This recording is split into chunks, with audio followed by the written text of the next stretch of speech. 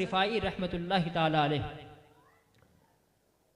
اب غور کیجئے گا سر لامکہ اللہ تعالیٰ نے اپنے محبوب کو کتنی بلندیوں پہ بلایا تھا.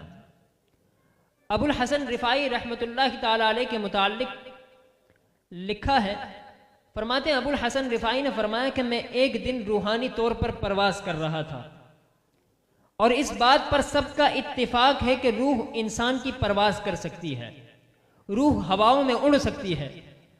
ابو الحسن رفاعی فرماتے ہیں میں ایک روز روحانی طور پر پرواز کر رہا تھا، میری روح نے پرواز کرنا شروع کر دی، اڑنا شروع کر دیا. فرمایا یہاں تک کہ میری روح نے اتنی بلندی پر پرواز کی، فرماتے ہیں 7 لاکھ عرش نیچے رہ گئے. ابو الحسن رفاعی فرماتے ہیں میری روح 7 لاکھ عرشوں سے بھی اوپر نکل گئی. اب ذہن میں سوال آ سکتا ہے عرش کتنے ہیں؟ تو یاد رکھیے گا رب تبارک و تعالیٰ کے عرش بہت سارے ہیں. عالم امکان اور عالم وجود کے درمیان عالم برزخ یہ بھی ایک عرش ہے.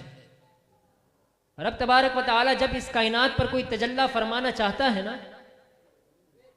تو وہ عرشوں کے ذریعے منتقل ہوتے ہوئے زمین پر آتی ہے.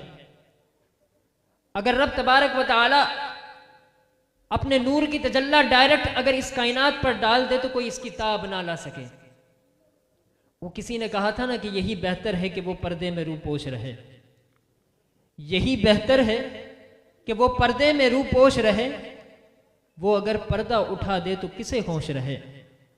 فرمایا ابو الحسن رفاعی فرماتے ہیں میری روح نے پرواز کرنا شروع کی، 7 لاکھ عرش نیچے رہ گئے، میری روح اس سے بھی اوپر نکل گئی.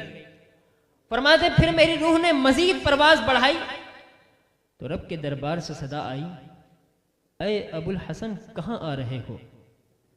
ابو الحسن عرض کرتے ہیں مالک شب معراج جس عرش کی چھاتی پر سہنے محمد کے قدم لگے تھے، ابو الحسن اس عرش کی تلاش میں نکلا ہے، کیونکہ نہ سفر بشرط مال ہے، نہ طلب بقید سوال ہے، فقط ایک سیری ذوق کو میں بھٹک رہا ہوں کہاں کہاں. میرے دل کی یہ خلوتیں کئی بار سچ کے اجڑ گئیں، مجھے بارہاں یہ گماں ہوا تم آ رہے ہو کشا کشا. فرمایا کہ مجھے صدا آئی، اے ابو الحسن کدھر آ رہے ہو؟ عرض کرتے ہیں مالک شب معراج جس عرش پر تیرے محبوب کے قدم لگے تھے اس عرش کی تلاش میں نکلا ہوں. فرمایا رب کے دربار سے صدا آئی، قف اے ابو الحسن رک جاؤ. اور فرمایا ارجع لا وصول لک، اے ابو الحسن یہاں سے دوبارہ پلٹ جاؤ.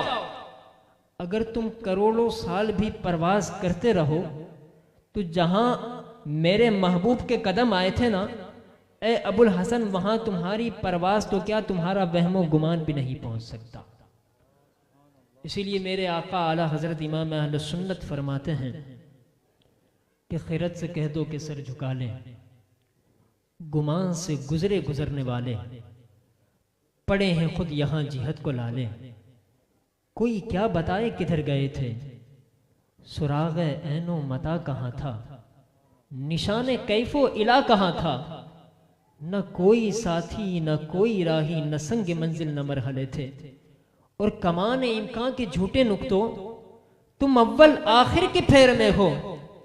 محیط کی چال سے تو پوچھو کدھر سے آئے کدھر گئے تھے، کیونکہ کوئی حد ہے ان کے عروج کی،